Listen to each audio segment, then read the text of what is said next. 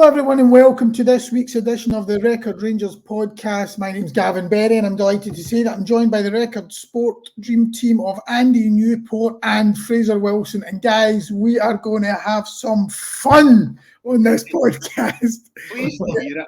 That's what life's all about, Gavin. You ready for some fun? Oh, I see where you're going with this. See, he's got an idea in his head and he's going with it. Let's see how this bring it on. Fraser, do you see what I did there? Explain yourself, Gavin. There's going to be somebody that's going over their head. Do you know what, Fraser? You can explain it because you were in the Celtic Park media room after Celtic 3 Hearts 0 on Saturday, and Brendan Rodgers said he was going to have some fun against Rangers. Andy, you were at Ibrox 24 hours later. Philippe Clement, after Rangers beat Kilmarnock 4-1, had a wee nibble back and said it was disrespectful. So start with you, Fraser. Was Philippe Clement right? Was Brendan Rodgers disrespectful to say they'll have fun at Parkhead when Rangers go there on Saturday? That's an easy one, Gavin. No, he wasn't, I'm afraid. I suppose you maybe needed to hear the delivery. Right. I've got to point this out. Having been in the room, sat no more than 5 yards from Rodgers when he said that. No disrespect at all in his delivery. It was clearly a happy man with the way his team had performed against Hearts. It pains to point out how much he was looking forward to this is the pinnacle of the Premiership season, isn't it? This weekend. Mm-hmm. This is where one of the teams is going to take a massive step towards the title with only 2 games left. And he was gushing for his team, and quite right, after maybe a ropey opening 20 minutes where they got themselves 2 goals ahead. They looked like they'd clicked into top gear. So Brendan Rodgers was a very, very happy man. I mean, I've got it written down here, the context of what he actually said. He said, we'll take nothing for granted and keep our composure. We have a lot of work to do in the week, get our plan ready, and then next Saturday we can have a bit of fun. I think it just means go out there knowing the whole stadium are behind them and they're in top form. But as we all know, anything can happen in an old firm game. But he's confident that his team can go out there, set their stall out, and finish the job. But what's wrong with that? He was responding actually directly to a question about their mentality and whether they were in the best mental space they've been this season. And of course, he's going to say, aye, they are. Yeah. So it's a game of football. There's a title at stake. Why not go out there and have fun? And I will say that Clement had the perfect response when he said, fine, we'll go out and have a bit of fun too. Because look, it's a game of football. It's an entertainment business. So yeah, both teams go out and have a bit of fun. That was a perfect response, I would say. But to maybe suggest there was a bit of disrespect in Rodgers' words, I just think it does give rise to folk claiming the pressures maybe getting to Clement. I don't believe that. I don't think he's that type of character. He's a bigger and stronger than that. But I just think it was wrong in this situation. Yeah. All good fun anyway, isn't it? Gives us something to talk about. It's all good fun, as Rodgers would say. Andy, has Philippe Clement made a mistake by biting back and saying it was disrespectful? I mean, you were obviously in that room when he said that in the press room. Do you think it adds to the pressure? It makes it look as if he's under pressure? Or do you think he's even maybe using it as some kind of motivational tool for his own players? Whether that should be needed is a separate question. I would be amazed if he didn't have that comment misinterpreted as it may be, as Fraz is claiming. I would be amazed if he didn't have it up in the dressing room wall, because it's not. Listen, there's plenty of motivation for this Rangers team going to Parkhead. There's a title, a treble on the line here. There's no shortage of motivation, but this is a Rangers team that time and time again we've had to question their character, and it's not because of any preconceived agenda against it. It's because when it comes to the crunch, this team more often than not tends to fold when the pressure's on, and we've seen that the last Old Firm game when they did tremendously well to come back from 2-0 down to salvage a draw, come back twice, but still that was a game that if they had anything really about them in terms of going on and taking this title race by the scruff of the neck, they'd have went and won that game. And then obviously the 2 games that followed, Dingwall and Dundee, again when the title race is still in their hands and they basically throw it away. So they've certainly thrown their lead away. So I think he's maybe using this just to get a wee bit of spite into them, a wee bit of nastiness in them, to get their hackles raised, because if you just leave this team to their own to motivate themselves, I think they struggle. I think we've seen that. So I think it's perhaps him trying to just add an extra dimension to it, just to get them to go, listen, you need to come out here. You can't just try and, find your way into the game and trying to, negotiate the first 10 minutes and just see where he takes you. This, Celtic are going to come out next Saturday and they're going to be going for Rangers from the minute dot. We've seen it happen before when Rangers go to Celtic Park, they come out the traps, they fly at them, and more often than not, this Rangers team sort of tend to buckle early doors and they lose the first goal, and then they get nothing. They've not got any platform in which to work on. So this Rangers team needs to come out next week and be up for minute one. So I think that's maybe part of his thinking. I do tend to think that these kind of things can get overblown. I was just saying off camera beforehand, I tend to remember the Michael Beale thing with the lucky man comment about Ange Postecoglou, and I was at, as Fraz was there on Saturday, I was in that press conference when he said it, and it was the most banal of throwaway comments. Postecoglou leapt on and seemed to personal slight and was referencing it 6, 7 months, 9 months later. So I think he was still going on about it when they lost. Yeah, so listen, I know how managers can sometimes they latch onto these things and they can blow them up, and maybe that's what Philippe Clement's doing. He's seen an opportunity there to try and get under the skin of his own players a wee bit. Maybe just try and say, listen, this is what this is what the Celtic manager's saying about you. They're going to have fun with you. So they're going to rank you next week. I mean, what he's going to do about that? I mean, I think that's really what he's trying to get into them. So Andy, I'm interested to see if they respond to it. I mean, listen, we keep coming back to it. I mean, I think you were on the jury this week in the paper, Gavin. You were talking about just how the fact that this team, character-wise, they haven't shown enough time and time again. When those questions have been asked them, they fail to come up with a response. So, listen, this is the biggest test of their character coming, the biggest test of their nerve. Going to Parkhead, 0 away fans against a Celtic team that are, fair play to them, are starting to hit their straps right now. Rangers, again, 4-1 victory yesterday, but convincing, not by a long shot. So, this will be a real. If they can go there and get a win, it somehow breathes some life back into this title push. And then obviously Celtic have got to go to Kelly on Wednesday. Is that right? Yeah, that's right. So Rangers are at home to Dundee on the Tuesday, and then Kelly Celtic on the Wednesday. Yes. So I mean, listen, it's all there for them. They just have to go and prove it. But that's the question. That's the $64,000 question. Can they do it? But Andy, on paper, Rangers 4, Kilmarnock 1 on Sunday. There was pressure there. Celtic had won on the Saturday. There was pressure there, especially as they go a goal behind. Obviously, Kilmarnock down to 10 men helps. But 4-1, so they kind of end the weekend the way they started it. No real damage done. They would have been hoping, I suppose, it was a slip up by Celtic on the Saturday.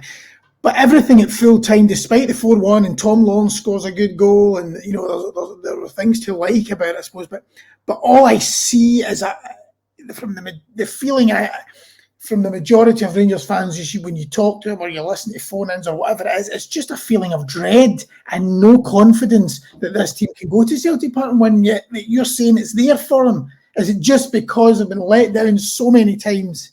Yeah, there's scar tissue there, no doubt.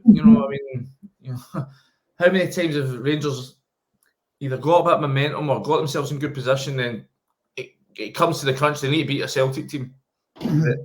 At the end of the day, they're the team to be shot at, and bar one season under Gerrard, they've not really did it anywhere at a consistent level. I mean, so obviously, was it one win over them last season? The season before, 2 wins. I think it was the Hollander goal, and then obviously the cup semi-final. Yeah, this season, 1 draw. So there's nothing there in terms of these heads-to-head that would signal that Rangers are going to do it. I'm not saying that they can't do it, but there's just not. There's no body of evidence to suggest that they're going to go there and get a result. But But that's what I'm saying. Come back to you. You know, if this team, if Clement can get under their skin and can get them just to believe in themselves, then of course they can do it. The games have been tight recently. Yeah, I mean, you know, obviously 3-3. Obviously, even you go back to the December game, 2-1. First game of the season, obviously. So that was finished 2-0. So I think it's no 1-0. Just a cue. Yeah. A couple of big decisions that went against Rangers that day. So listen, there's not much between the sides. I just think it's what I think gives Celtic the edge is just this. They do. I mean, they've wobbled at times this season, but they've come through it. Whereas Rangers have wobbled, come through it, then wobbled again, and then you know. So it's just the consistency level I think that is a concern. So, but I mean, like even just what we were talking about yesterday's game. I mean, it was. Again, you're 4 games for the end of the season. There's goal difference at play here. I would expect Rangers to come out, absolutely try to blow Kilmarnock away early doors, get a goal, grab the ball, back to the centre spot, put it down, go again, and try and get as many as they could. And even, you know, like Tom Lawrence scores the 3rd goal there, and you're thinking, right, there's a chance now, Kelly are flagging a bit, they're down to 10 men, there's a chance here to really rack up a cricket score and try and eat into that. And they celebrated their goal, they enjoyed it, and they sort of dawdled back to the halfway line. And you're like, are they grasping things that are still at play here? And that if they can go to Parkhead and win, that still might not be enough. You know, the goal difference is still you know, vastly in Celtic's favour right now. So I'm just, again, these are just things that little warning signs that it says to me that, I think that the Rangers fans are probably right to be not pessimistic, but maybe have a wee bit of cautious apprehension. Even worse than Tom Lawrence was Fabio Silva with equaliser in half-time. Not only did he not grab the ball and run back, he actually used it for what looked like to have a go at the fans. Or something. I don't know. But, I mean, his celebration, you must think, what is he playing at? He's having a go back. I mean, considering his performances, you know, he's lucky he's not getting more stick. He should be apologising to the fans, not having a go. I thought that was slightly petulant, if that was his intention. Hard to read it any other way. As you say, I mean, it's a guy that has cost Wolves £35 million, and you're struggling to see any justification for that. I mean, I thought he started off okay when he came here, but his performances, along with the rest of the team, have dipped of late, and that was, you know, listen, I just don't think that's something that's going to go down well with the Rangers fans when there's a title there to be won and you're sitting there trying to, if that is what his intention was, to sort of settle scores with the odd punter in the stand, give them stick. So, I was a bit surprised by that one, I must admit. That celebration, it's kind of all about me, innit? Look at me. A kind of Ronaldo thing, but you need to carry the kind of class of Ronaldo to pull it off, and I don't think Fabio Silva's quite there yet. That's an understatement. Fraser, Andy mentioned some stats there. I mean, let me just dig some of them out for you. I mean, 1 victory in 10 for Rangers over Celtic, and that was a dead rubber. We've got a piece on the website just talking about 5 things that Rangers have to do on Saturday. But another one we've got here is to score first. Rangers have scored first in just one of the last 11 games against Celtic, and that was in that dead rubber game. Even in the last meaningful victory against Celtic, the 2-1 Scottish Cup semi-final extra time win under Van Bronckhorst, that was more than 2 years ago. That was the last meaningful win. They still had to come from behind in that game. They scored first in the league game earlier that month, Aaron Ramsey, remember, very early on. But the last time Rangers scored first and went on to win a meaningful Old Firm derby was that Philippe Clement one that Andy referenced earlier, August 2021 under Gerrard. That's the last time they scored first in a meaningful game and won. I mean, 4 managers ago. I mean, 4 managers ago. So really, scoring first. I know it's state the obvious, but it's not really state the obvious. It's so important, and I think if Rangers can cling to anything going into this game, there's been moments in the last 2 games where they have had Celtic rattled. If you go back to the New Year one at Celtic Park, 2-0 down, all hope gone, and then out of nowhere, Tavernier does what Tavernier does, scores about a free kick. Celtic were rattled. If that game went on another 5 minutes, it looked like Rangers were going to grab an equaliser. Celtic were absolutely rattled all over the shop for the first time in that game. So, taking that into account, I know Celtic are in a slightly different place right now, but if Rangers can get their noses in front at whatever point of the game on a Saturday, you've got to wonder what the Celtic reaction would be. Yeah. I mean, it's all right having 60,000 fans on your side, but if they're on your back, it becomes a very different thing. That's what Rangers have got to try and do. Is this not the point, Fraser? You talk about the moments that they've had Celtic rattled, but it's always too late. It's always when they're sort of, they're already trailing, and then that's my point, mate. Because they were dead and buried again at Ibrox last month. Somehow found the resolve to come out after half time, completely turn the tables in Celtic, get themselves back level, and were the better side in the second half. So if they can just start the game better, get their noses in front, I'm agreeing with Gav. That's what they have. Did you listen to Roy Keane said yesterday after the Liverpool Spurs game, and he's talking about, obviously Spurs almost sort of pulled it back at the end, got a couple of goals back after going 4 down. He's like, well, it's easy to play at 4-0 down because opposition stop sprinting as hard, they stop closing you down as hard because they're costing, and that's what Rangers have done. When Celtic think that they've got the points wrapped up, their intensity drops a wee bit, and that maybe allows Rangers to come back into it. But what Rangers need to do is go out and not just match Celtic's intensity, beat it. They need to go there, Parkhead, and chase them off the pitch. Whether they can do that, I'm not sure. But I think any time you've seen this Celtic team struggle this season, it's when the teams have been prepared to go toe to toe with them, match them physically, match them in the press, try and stop them playing out.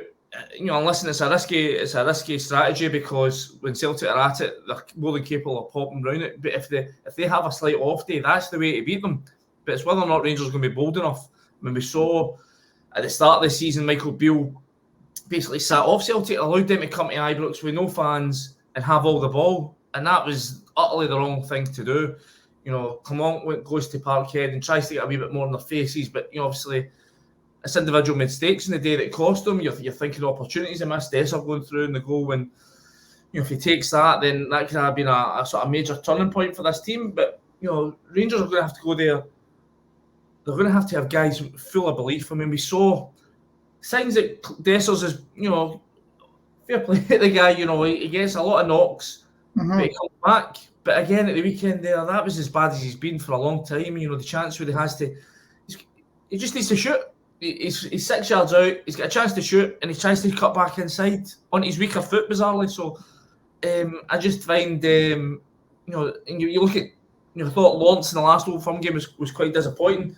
The positive for Clement will be that he looked like he was really up for it at the weekend. Comes off the bench, scores a cracking goal, has a hand in the fourth goal as well. But then again, you're just looking, you're going to have to go. Looks like Ben Davies might have to go and start an Old Firm game, having played 45 minutes in the last 5 months. Fair enough, comes on, gets a crucial goal yesterday, but is that really the best preparation to go to a title decider effectively at Parkhead? So, is there enough guys in this Rangers team that are playing well enough that they will have that belief, that confidence, that self-assuredness that when they go into the Stephen Gerrard didn't like calling it a lion's den, but it's going to be pretty ferocious. Are they going to be able to go in there and handle that? I mean, have they got the nerve that can withstand everything that's going to come crashing down upon them? So they're all the big questions. We all need to wait and see. I think that, as I say, the body evidence before it said no, that they're probably not going to do it. And I think that's, as you say, Gav, why there's not this sort of groundswell of optimism coming. You say potentially about 4 games away for a treble, but it doesn't feel like that. It doesn't feel like amongst the support that there's that. Absolute zero. It's last chance saloon, which sometimes can work in your favour. They've got zero option but to go there and go toe to toe with them. So Aberdeen do it 2 weeks ago in the Scottish Cup semi-final and come within a penalty kick of winning that game.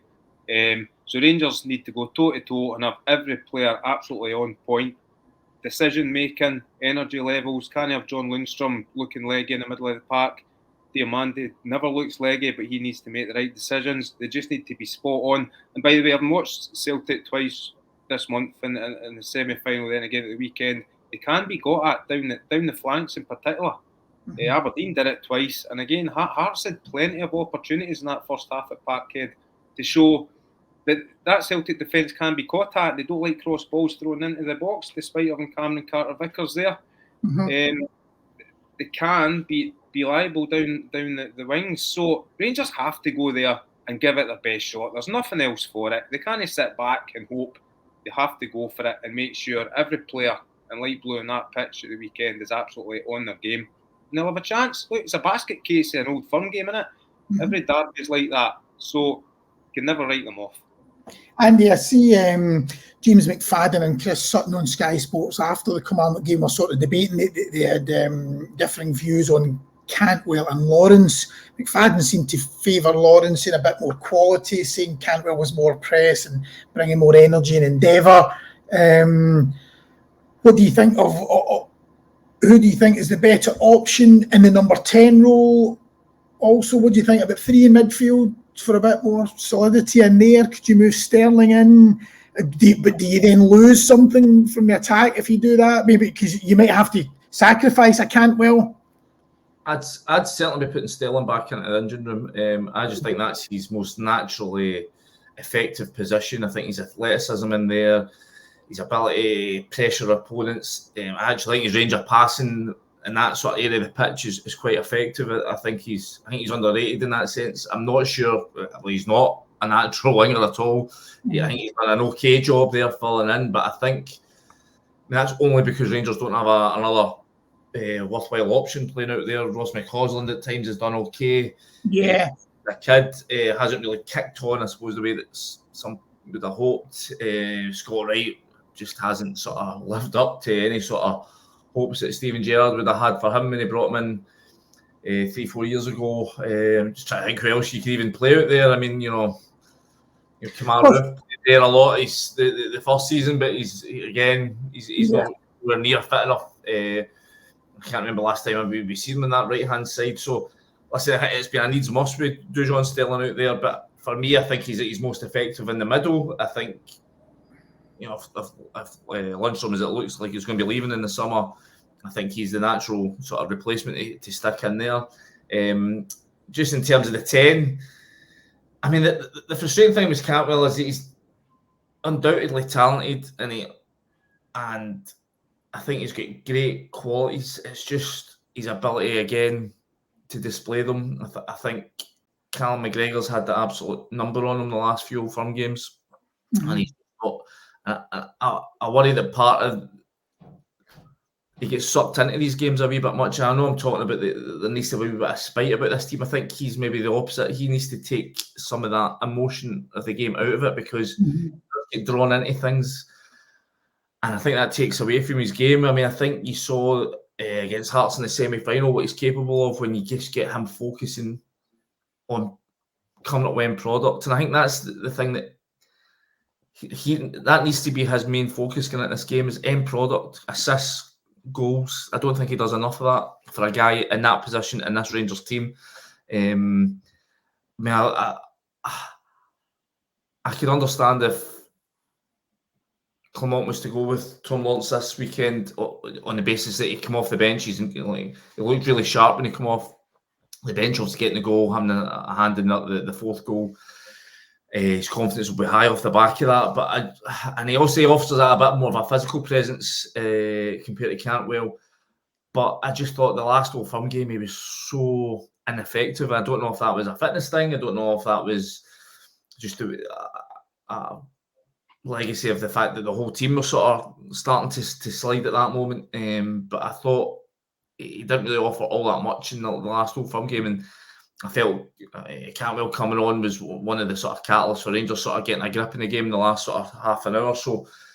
I'd be surprised if he was to drop Cantwell, but I would think it would have to be Cantwell would have to really come up and have his focus utterly on the game. He can't be allowing himself to get sucked into sort of wee spats with Callum McGregor's and all that sort of stuff. He has to go out there purely with a mindset of creating it. If not, I think if Clement doesn't get that sense that this is where his head's at, I think he would go with Lawrence. But I would be surprised in that sense. Seema's obviously a big miss, and Rabbi Matondo picked up his award on Sunday. He got goal of the season for that goal against Celtic, of course. It got the draw in the 3-3 draw last month.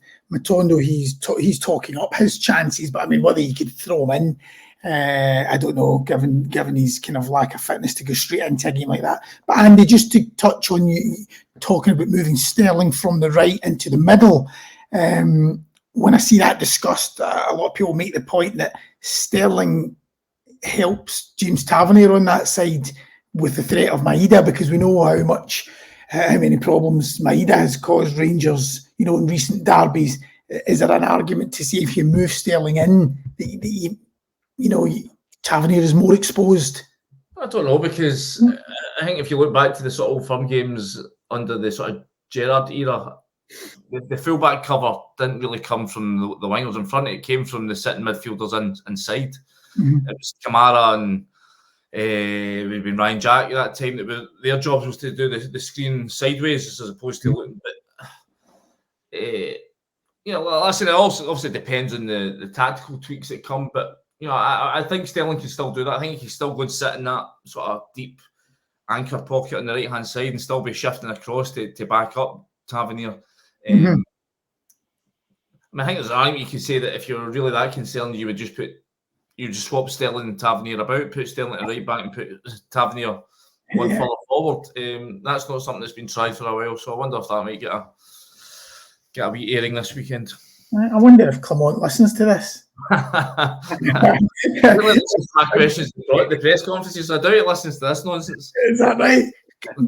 Fraser, I know you'll side with the keeper here, but that was a 5th penalty miss for James Tavernier against Kilmarnock there in Sun. It was his 5th penalty miss. And a lot of them recently. This season.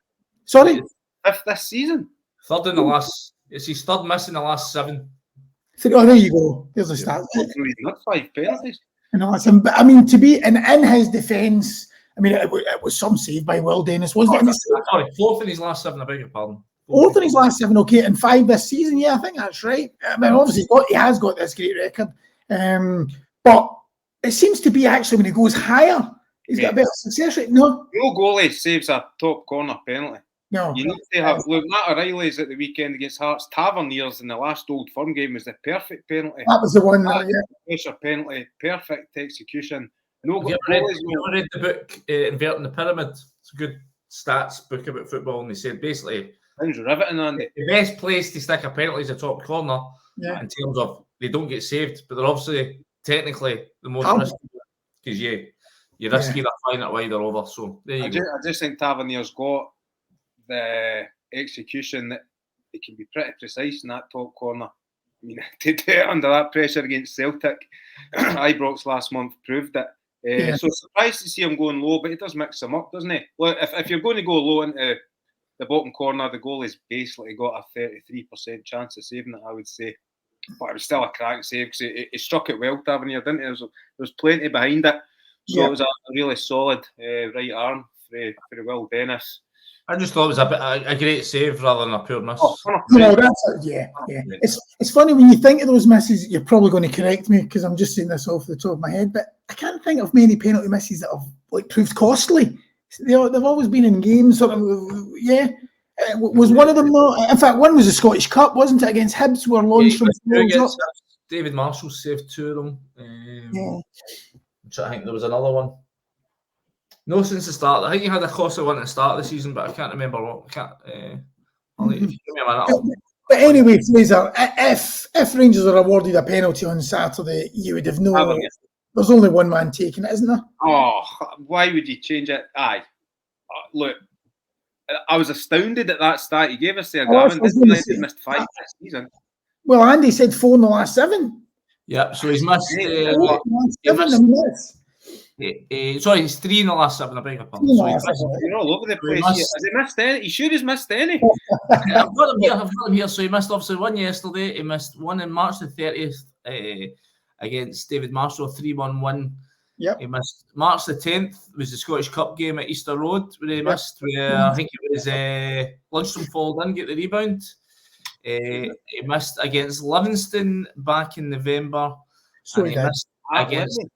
he missed against Hearts against, that was end of October. So, and all of them Rangers won. So Right. none of them were costly this season. I think there was a couple games last year but it proved to be costly, but not this season. So why would he change if us? I mean, that again will be the ultimate pressure penalty if they get one at Parkhead this weekend. Why would he change? I'm not telling Joe Hart to swing for the bar, but I reckon Tavernier would go high again. Aye, to answer your question, Gav, only one man for that job, despite missing again at the weekend. I mean, who else did you go to? I think the only other player this season that's taken a penalty for Rangers is Dessers, and let's be honest, with the Rangers support, if it's a last-minute penalty to win the game, they really trust in City. I mean, he did for Nigeria recently, but I'm not sure. He did. So he did. You're right. Butland do a Joe Hart. The Rangers support would be have a bit of fun and send Butland up. Oh, no, a bit of fun. In fact, just on that note, to end, Fraser, Jack Butland pipped to the PFA Scotland Player of the Year award by Lawrence Shanklin. Just to finally, from both of you, who have you voted? Scottish football writers, of course, are still to be announced. That'll be announced later in the month. Shanklin deserved winner, or should it have been Butland? It was a Shanklin Butland 1-2. So for you, so was I actually. Yeah. I think Shanklin deserves it to do that 2 seasons in a row, to be the top scorer in the Premiership, out with the Old Firm. He has hit a bit of a dip recently. I think he admitted that himself. But over the piece, 28 goals again for the club. That crucial equaliser for Scotland against Georgia when he was flung on. Fantastic season. I think maybe Butland and Tavernier maybe would have split their vote. I heard somebody suggest that to split the Rangers vote a wee bit, which maybe went against Butland slightly. But I think Shanklin. I think when you've got a player like Shanklin who is accounted for something ridiculous like 58% of their league goals or something like that. I think it's higher. Is it not higher? Might be so, but I mean, where would Hearts be without him? I mean, it's a bit the same like Majowski. I thought Majowski was hard done by not to at least make the short list, in the sense that if you take his goals out of that Aberdeen side, they're in big trouble. So, just in terms of one guy having such a huge effect in his team and them having a successful season, I thought that. I remember in November doing a piece where Hart's second top scorer was own goal. So that's how important it was at that stage of the season. But of course, since then they've clicked into gear. But there's so much more to Shanklin's game as well now, despite what people say, other than goals. No drop deep, linking play, so powerful. I'm not sure it'd be my pick to start against Germany at the Euros, but I'd certainly have because I think we might need the physicality of Dykes against Germany, but I would certainly think that he'd be in a shout of starting against Hungary and Switzerland in the Euros this summer, because I just think they're going to games we're going to need a goal, and he's exactly that. He's of the 3 striking options Scotland have got, he's the one I would hang my hat on first. Sorry to go off topic here, but you say Dykes, so Dykes over Shea Adams? For the Germany game, yeah. Right, okay. Fraser, for you? No. Who starts? So disappointed in Dykes against, was it Northern Ireland in the last, and I'm a massive Lyndon Dykes fan. Don't know, I started scoring a couple for QPR again. It's a tough one, that. I just think it's a game that we're not going to have an awful lot of the ball, and you're going to need somebody to give you just Shanklin's got physicality as well, mate. But I'm with you. It's probably. I think you need somebody with all round, just a runner and a dog up front. Yeah. Somebody to drag you up the pitch or win you fouls, and I'm just not sure that's. I think Shanklin, I like him off the ball, or certainly in possession out of the box now. I think he's come on leaps and bounds there, and I think he's such a tidy, intelligent player. He's going to be important when we've got the ball. That's where you'll see him at his best, when Scotland are able to have spells where they're in possession. I think against Germany, it's just going to be a battle, a running. We're going to need a dog up front that's just going to run for us all day, and I think that's maybe why Dykes would get my nod.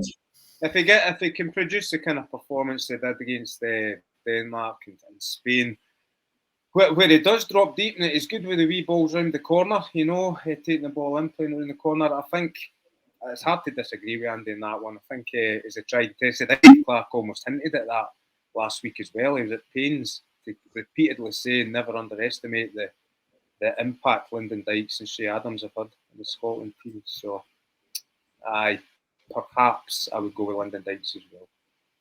Okay. Right, brilliant, guys. Thank you very much, as always, for your time, and we'll see how it goes on Saturday and reconvene next week. Thank you. Cheers, Trips. Enjoy. Bye. Have some fun.